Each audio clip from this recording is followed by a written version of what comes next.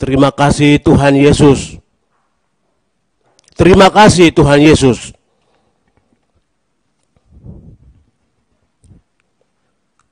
Yang saya hormati pimpinan, rekan-rekan Komisi 7, serta Bapak Papua, Bapak saya, orang-orang tua saya dari Papua yang hadir, terima kasih anak jemput di Komisi 7. Terima kasih Bapak telah datang. Yang saya hormati Dirjen Minerba, Min ID, serta rombongan semua yang hadir. Baik, di sini orang tua jika mau keluar usaha atau berperang itu pastinya dipastikan dulu keadaan rumahnya aman. Lalu bicara soal yang besar-besar. Karena di rumah punya keluarga, istri, anak-anak, keluarga besar, di rumah itu pasti ada. Aman, lalu orang tua pastinya keluar untuk berpikir yang besar. Kerja untuk keluarga. Kerja tetapi rumah belum aman, nantinya pikiran. Pikiran adalah awal fokus kompas hidup kita. Baik, di sini saya pribadi soal materi-materi yang telah dibagikan, saya tidak pakai ini. Mengacu pada apa yang sudah saya sampaikan tadi, yaitu orang tua pastinya rumah kita aman dulu, baru bicara yang besar-besar. Kita bicara besar-besar untuk datangkan banyak dari luar, tapi kalau rumah saya belum aman, datangkan masalah baru saja. Baik, di sini saya mungkin nanti langsung interaktif. Mohon pimpinan. Saya di sini ada beberapa pertanyaan yang saya mau buang, lempar kepada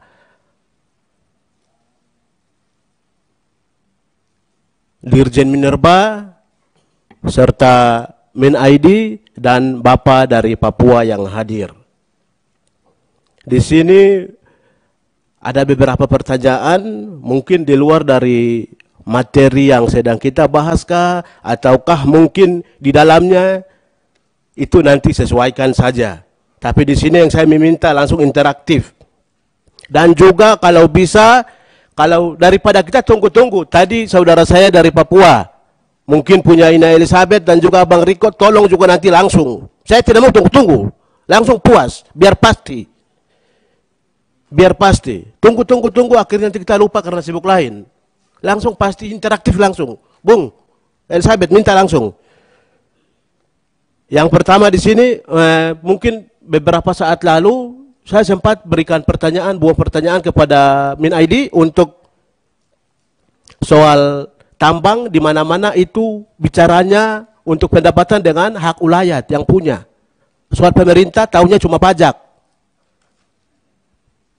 Saya minta maaf, mungkin luar daripada undang-undang atau aturan yang dibuat negara. Tetapi saya sudah cukup lama menderita. Saya malas. Saya punya barang yang besar-besar, punya yang miliar banyak. Tapi saya sendiri nyatanya, data Indonesia, data dunia, berulang kali saya sampaikan bahwa Papua adalah yang termiskin.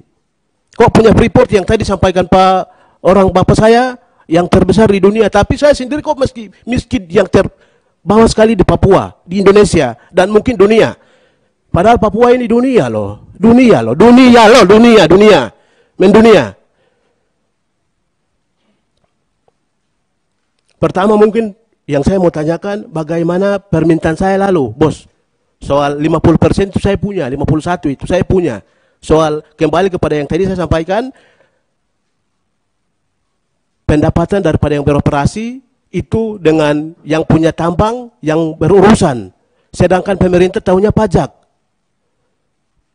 Pemerintah tahunya pajak. Itu mungkin sudah disampaikan ke Bapak Presiden atau belum, nanti mohon langsung disampaikan jawabannya.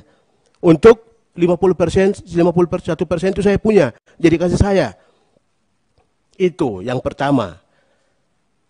Tolong dicatat untuk sebentar dijawab. Yang berikut, limbah. tolong diperhatikan. Soal limbah ini juga tolong diperhatikan. Saya hidup di atas tanah saya. Saya mau tanah saya subur. Saya tidak mau tanah saya rusak. Di atas tanah yang rusak saya hidup, saya tidak mau. Yang ketiga, jadi mungkin soal limbah tadi, mungkin selama ini perhatian dari kementerian bagaimana, itu mohon penjelasannya. Yang ketiga, soal mogok kerja. Mogok kerja dan mogok kerja yang terjadi sejak 4 tahun lalu sampai sekarang belum juga clear. Tolong juga perhatikan soal ini, soal kemanusiaan ini. Berawal dari tadi awal kata saya sampaikan, rumah saya aman dulu baru kita boleh ya pikir yang lain-lain. Tapi kalau belum aman, bagaimana kita mau pikir yang besar-besar? Saya manusianya aman dulu, di rumah saya aman dulu, baru kita oke boleh pikir yang besar-besar, begitu. Soal moker itu. Dan juga ini perlu dilihat, ini dalam materi juga sempat sudah disampaikan, dimasukkan oleh Pemda Provinsi Papua, bahwa OAP dan OAP ini juga tolong dilihat. Kami OAP sendiri kemarin di Jayapura, soal honorer. Ini kembali lagi soal pekerjaan, pendapatan kita. Jadi soal mogok kerja ini tolong diperhatikan juga, tolong dijelaskan sebentar. Atau tidak, nanti kita cari waktu untuk duduk bersama mogok kerja. Yang berikut lagi, menyangkut tadi sudah disampaikan oleh saudari saya, Ina Elizabeth dan juga Bung Riko, smelter 1 di Papua itu harus.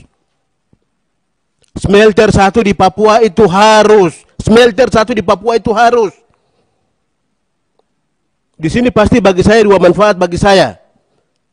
Yang pertama, agar mengurangi pengangguran.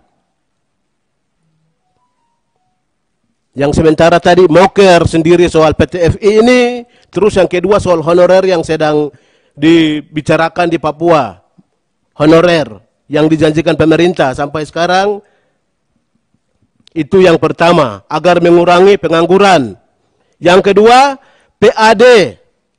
Untuk menambah PAD yang walaupun tidak bermanfaat pada masyarakat, tetapi mohon untuk, jadi dua hal ini yang saya perhatikan dari smelter 1 di Papua, itu dua hal ini, yaitu satu tadi sudah saya sampaikan, mengurangi pengangguran, dan yang kedua PAD agar naik.